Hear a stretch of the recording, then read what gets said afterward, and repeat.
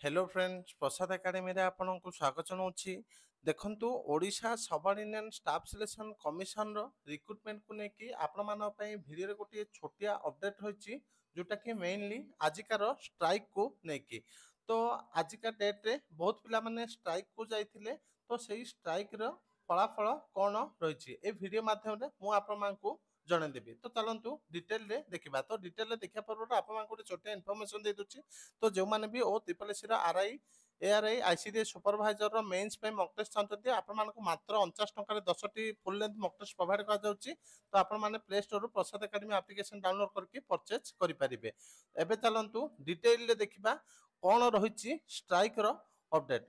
तो देखंतु आज जो पिला माने स्ट्राइक को जाइथिले 5 जण पिला ओ ट्रिपल एस ऑफिस भीतर को जाइथिले। तो ओ ट्रिपल एस पिला मानकु कहिछि जे जो परसेंटाइल मेथड यूज करके रिजल्ट करा जाउथला, तो सही मेथड टाउ रहिबो नाही, माने परसेंटाइल मेथड द्वारा पिला को सिलेक्ट करा जिवो नाही।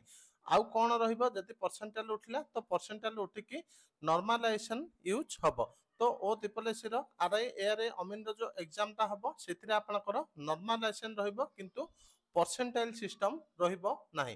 तो ये थिला आपण मानक पई आजिकार अपडेट जोटा कि आरआई एआरआई अमीन आईसीडी सुपरवाइजर रो एग्जाम को नेकी।